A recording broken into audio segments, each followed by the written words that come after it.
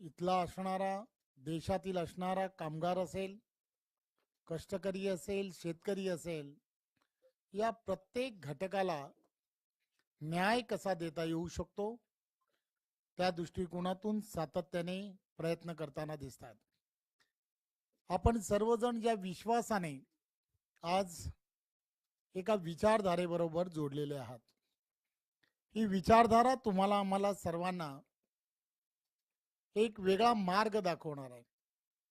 आपण कामगार म्हणून काम करत असताना राष्ट्रसेवा करण्याचं मूळ काम करत असतात आणि हे करत असताना देशाचे पंतप्रधान नरेंद्र मोदीजी यांच्या नेतृत्वामध्ये गेली वर्षानुवर्ष तुम्ही आणि आम्ही सर्वजण अनभिज्ञपणे ज्या गोष्टीची कदाचित तुम्हाला किंवा तुमच्या वरिष्ठांना किंवा तुम्ही ज्या ज्या क्षेत्रांमध्ये काम करत असणाऱ्या प्रत्येक कामगार नेत्याला याची कल्पना आहे की कामगार चळवळीमध्ये काम करत असताना अनंत अडचणी या गेल्या वर्षानुवर्ष होत्या. केंद्रातला कायदा, राज्यातले कायदे आणि त्या ठिकाणचे असणाऱ्या कायद्यांमध्ये विविधता मोठ्या प्रमाणामध्ये होती आणि या विविधता वेगवेगळ्या पद्धतीने असल्यामुळे जेव्हा कामगारांना न्याय देण्याची वेळ यायची त्यावेळेला प्रत्येक जण हा त्या ठिकाणी बोट दाखवायचा. या केंद्रातला कायदा असा म्हणतो, राज्यातला कायदा असा म्हणतो आणि अशा सगळ्या विषयामध्ये नुकसान कोणाचं व्हायचं तर नुकसान फक्त कामगारांचंच व्हायचं. आणि या कामगारांचं नुकसान होताना देशाचे पंतप्रधान नरेंद्र मोदीजींनी तेव्हापासून आजपर्यंत की या कायद्यांमध्ये समानता आली पाहिजे, प्रत्येक तो कष्टकरी आणि तो कामगार त्याला न्याय हक्काने सर्व त्याला जे आवश्यक आहे ते मिळालं पाहिजे, म्हणून काय काय करता येऊ शकतं आणि त्यासाठी त्या कायद्यांमध्ये समानता आली पाहिजे आणि त्या कायद्यांमध्ये बदल करून खऱ्या अर्थाने कामगारांना न्याय मिळाला पाहिजे यासाठी विशेष प्रयत्न हे तेव्हापासून सुरू केले आणि तेव्हापासून मिनिमम वेजेस असेल आणि सेंट्रल वेजेस या माध्यमातून एक वेगळ्या पद्धतीने प्रत्येक कामगाराला न्याय देण्याचं काम हे देशाच्या पंतप्रधान नरेंद्र मोदीजी यांच्या नेतृत्वातल्या असणाऱ्या विचारधारेमुळे झालंय, हे आपण सर्वांनी लक्षात. आणि तुम्हाला मी एकच गोष्ट सांगेन की या अगोदरच्या अनेक विषयांमध्ये कामगार क्षेत्रांमध्ये वेगवेगळ्या असणाऱ्या संघटना आणि या संघटनांमध्ये कुठेही समन्वय नाही. समन्वय नाही याचा अर्थ असा होता की या सर्व कामगार संघटना स्वतःच्या स्वार्थासाठी भांडत होत्या.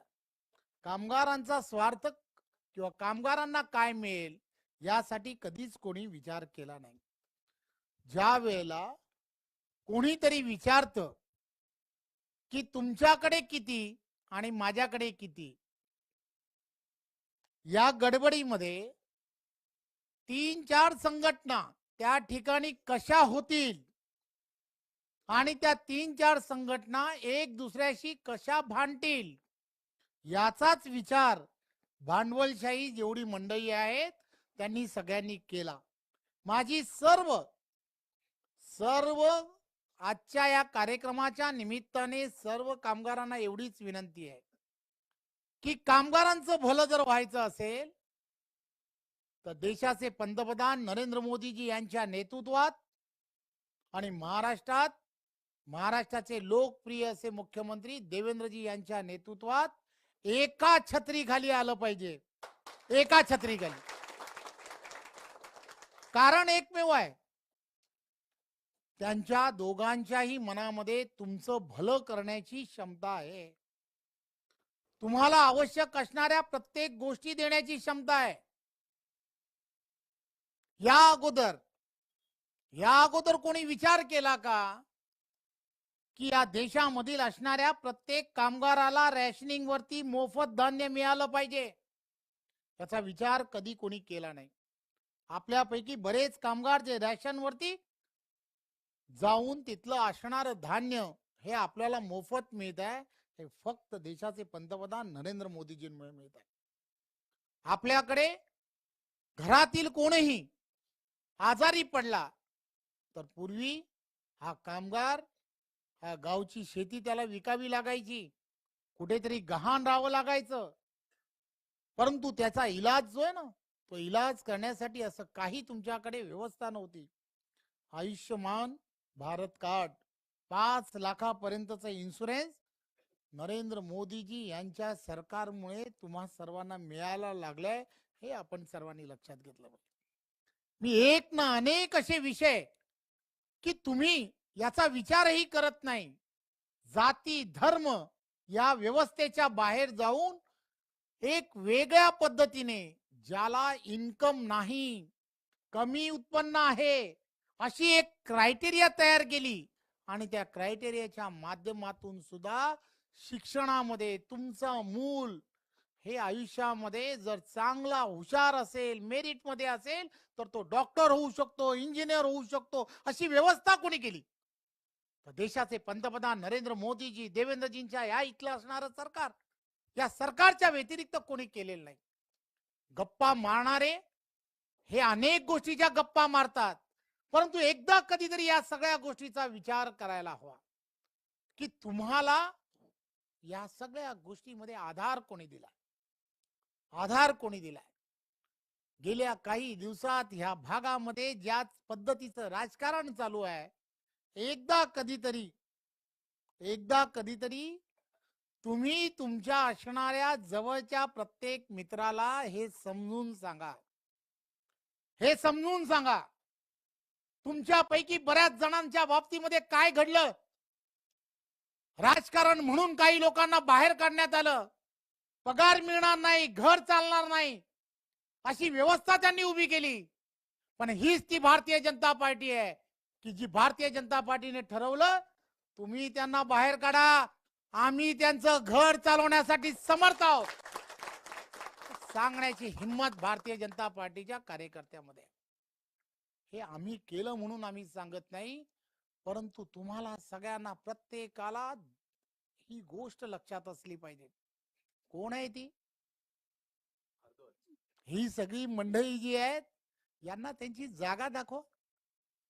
एकदा कधीतरी यांना कळलं पाहिजे, अरे आम्ही लेचे पेचे नाही, आम्हाला ती ताकद आहे, विचारधाराची ताकद आहे. या ताकदीच्या जोरावरती आम्ही काय करू शकतो ना, हे तुम्ही लक्षात घ्या. त्यामुळे एक गोष्ट लक्षात घ्या, तुमचं नुकसान या संघटनेमध्ये कधीच होणार नाही, कधीच तुमचं नुकसान होणार नाही. कामगारांचं हित आणि कामगारांच्या हितासाठीच झगडणारी ही संघटना असणार आहे, हे आपण सर्वांनी लक्षात द्या. त्यामुळे एक परिवार म्हणून तुमच्या सुखदुःखामध्ये उभं राहणं ही माझी जबाबदारी आहे, माझ्या पार्टीची जबाबदारी आहे. मी आज पदावरती आहे. ही पार्टी कशी आहे?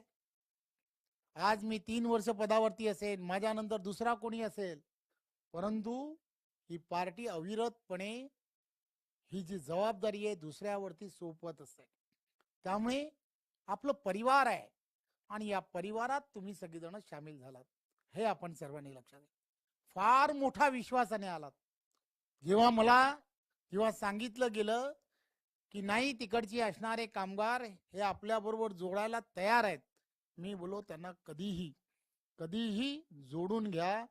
अशी अशी डेअरिंग करणारे किंवा असा विश्वास ठेवणारे जर ते मंडळी असतील, तर तुम्ही लक्षात घ्या, कोणत्याही स्तरावरती जाऊन तुमच्या बरोबर संघर्ष करायला रवींद्र चव्हाण हा कायम आहे. आणि मी काय करू शकतो? बोलणारे भरपूर आहेत, बोलणारे भरपूर आहेत. करणं कसं शक्य असतं ना, हे फार कमी लोकांना माहीत आहे. त्यामुळे त्याची चिंता करू नका.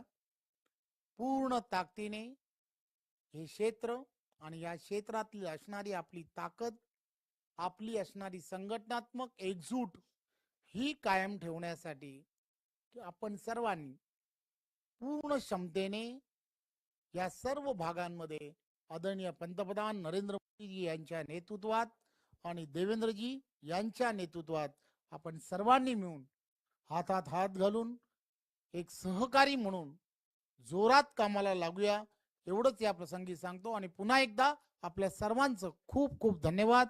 जय हिंद, जय महाराष्ट्र. खूप खूप धन्यवाद रविदादा.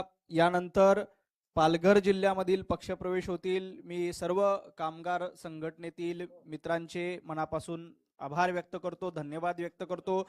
माननीय प्रदेशाध्यक्ष आणि आपले सरचिटणीस योगेशजी सागर इथे थांबतील. यानंतर पालघर जिल्ह्यातला प्रवेश होईल.